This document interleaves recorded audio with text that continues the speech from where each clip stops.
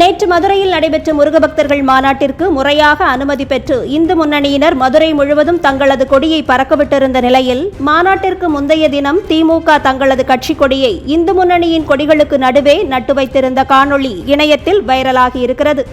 மாநாட்டிற்கு பல தடைகளை ஏற்படுத்த நினைத்து அனுமதி தர மறுத்த திமுக மாநாட்டிற்கு முந்தைய தினம் இதுபோன்று கொடியரசியல் செய்யலாமா என்று இணையத்தில் பலரும் விமர்சனம் செய்து வருகின்றனர்.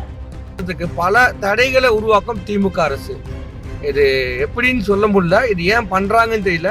பாருங்க, இந்து முன்னணி கொடியை நடுவில் இருக்குது பாருங்க, திமுக கொடியை பாருங்க எவ்வளவு பறக்குது பாருங்க. தேவையில்லாமான ஒரு கொடி அது. இந்த கொடி இது தேவையா? இன்னைக்கு நம்ம மாநாடு நடைபெற இடத்தில் இந்த திமுக கொடியை வைத்து அராஜகம் செய்யும் திமுகவை நம்ம வன்மையாக கண்டிக்கலாம். அந்த விஷயத்த பாருங்க, ஒட்டுமொத்தமான கொடியை நம்ம இந்து முன்னணி கொடியை மறைச்சிக்கலாம் பாருங்க. நடுவில் பாருங்க நம்ம கொடி, இந்து முன்னணி கொடி பாருங்க, திமுக கொடி பாருங்க. எதற்கு இது இந்த கொடியெல்லாம்?